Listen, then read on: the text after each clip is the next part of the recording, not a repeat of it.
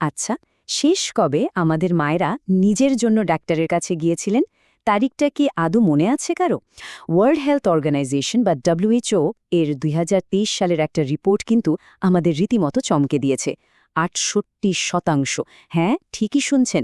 বাংলাদেশের ৬৮% মা নিজের শেষবার ডাক্তার দেখানোর তারিখটাই মনে করতে পারেন না। কারণটা খুব সিম্পল কিন্তু কষ্টের। তারা সব সময় নিজেদের চেয়ে পরিবারকে আগে রাখেন। বুকে ব্যথা হলেও হাসি মুখে বলেন, আরে না, আমার কিছু হয়নি। আমরা যারা সন্তান আমাদের সবাইকে আজকের এই বিশেষ বিশ্লেষণে স্বাগত জানাচ্ছি। তো চলুন একদম গভীরে গিয়ে বোঝার চেষ্টা করি কেন মায়েদের এই নীরব আত্মত্যাগকে টেকেন ফর গ্র্যান্টেড হিসেবে ধরে নেওয়াটা আমাদের এখনই বন্ধ করতে হবে। ডেটা আর গবেষণার আলোকে আজ আমরা দেখব মায়েদের এই যে বিশাল ঋণ সেটা শোধ করার একটা ছোট্ট চেষ্টা অন্তত কিভাবে করা যায়। আমাদের আজকের আয়োজনের প্রথম অংশ একটি রূঢ় বাস্তবতা, মায়ের নীরব কষ্টের পরিসংখ্যান।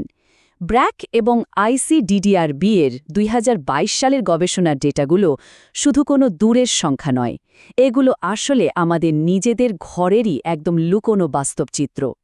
চার্টের এই বিশাল অংশটার দিকে একটু খেয়াল করুন, ভাবলে রীতিমতো শিউরে উঠতে হয়। আমাদের দেশে ৭৩% মা কোনো না কোনো দীর্ঘমেয়াদী শারীরিক সমস্যা বা লং টার্ম ইলনেস নিয়ে বেঁচে আছেন, অথচ তারা এর জন্য কখনোই কোনো চিকিৎসা করান না।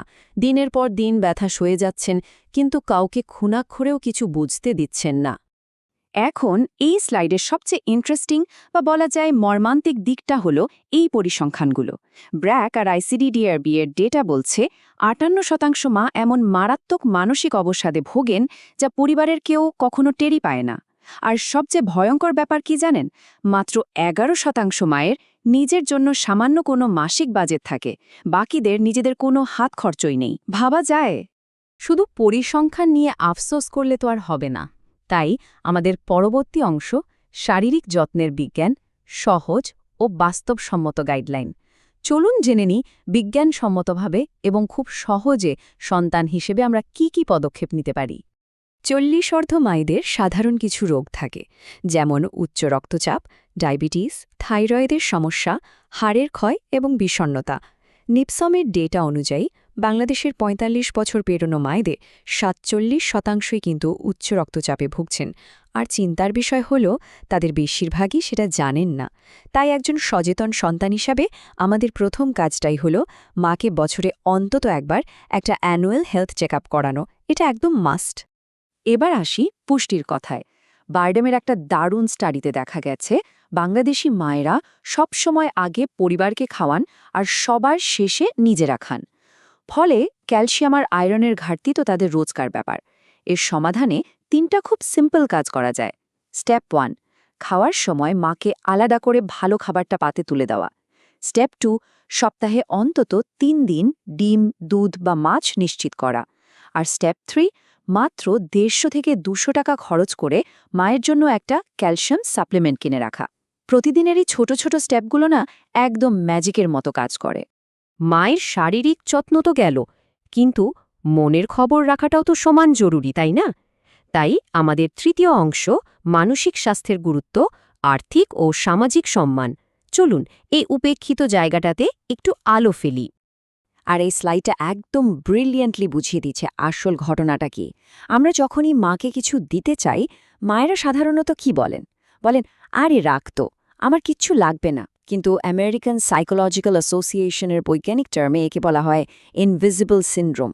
মানে যখন একজন মা নিজেকে কেবল পরিবারের সেবক হিসেবে মনে করেন, তখন তার অবচেতন মনে হতে থাকে এই পরিবারে তার নিজের কোনো আলাদা প্রয়োজন বা অস্তিত্বই যেন নেই। এই যে বিষণ্ণতা, এটা কাটানোর একটা দারুণ উপায় বাতলে দিয়েছেন জাপানি সাইকোলজিস্ট মিচিকো হায়াশি। তার মতে সপ্তাহে মাত্র একটা দিন নিজের ইচ্ছেমতো সময় পেলে মায়েদের বিষণ্ণতার হার ৩৫% কমে যায়। মায়েরা অনেক সময় বলেন যে তাদের কোথাও যেতে ইচ্ছে করে না, কিন্তু সত্যি বলতে এটা তাদের আসল পছন্দ নয়। তাই সপ্তাহে অন্তত একটা দিন ঘরের সব কাজ থেকে মাকে আমাদের সম্পূর্ণ ছুটি দেওয়া উচিত। মানসিক শান্তির আর একটা খুব বড় জায়গা হলো অর্থনৈতিক স্বাধীনতা। গ্রামীণ ব্যাংক এবং ব্র্যাকের গবেষণা কিন্তু চমৎকার একটা ব্যাপার বলছে। নিজের হাতে টাকা থাকা মানেই আত্মসম্মান আর ভালো স্বাস্থ্য। যেসব মায়ের নিজের হাতে সামান্য অর্থ থাকে তাদের আত্মসম্মান বোধ অনেক বেড়ে যায়। তাই মাসে যতটুকু সম্ভব মাকে একটু হাত খরচ দেওয়া উচিত। আর সবচেয়ে ইম্পর্ট্যান্ট কথা হলো সেই টাকার কোনো হিসাব কিন্তু মায়ের কাছে চাওয়া যাবে না। মায়ের মানসিক আর সামাজিক যত্নের জন্য প্রতিদিন মাত্র 5 মিনিট সময় বের করে তার কথা মন দিয়ে শোনা প্রয়োজন। মাকে একটু জড়িয়ে ধরুন। বিজ্ঞান বলছে এই ছোট্ট কাজটা অক্সিটোসিন হরমোন বাড়ায়, যা একাকিত্ব একদম দূর করে দেয়। আর আমরা সবাই তো জানি মায়ের পায়ের নিচে জান্নাত। এর মানে কিন্তু শুধু একান্তে মাকে ভালোবাসা নয়, বরং সামাজিকভাবে সবার সামনে মায়ের মতামতকে সম্মান দেওয়াটাও ঠিক ততটাই জরুরি। আমরা আজকের এই আলোচনার একদম শেষ পর্যায়ে চলে এসেছি।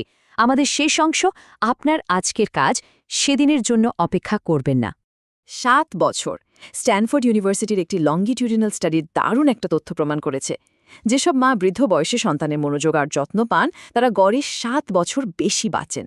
শুধু তাই নয়, তাদের স্মৃতিভ্রম বা ডিমেনশিয়ার ঝুঁকিও 40% কমে যায়। ভেবে দেখুন তো, সন্তানের দেয়া সামান্য একটু সময় একজন মায়ের আয়ু কতটা বাড়িয়ে দিতে পারে। তার মানে এখানকার সবচেয়ে ক্রুশিয়াল পয়েন্টটা হলো হার্ভার্ড মেডিকেল স্কুলের এই প্রমাণটা। বয়স্ক মায়েরা যখন সন্তানের মনোযোগ পান তাদের কর্টিসল 23% কমে যায়। লিটারালি ভাবা যায় ব্যাপারটা।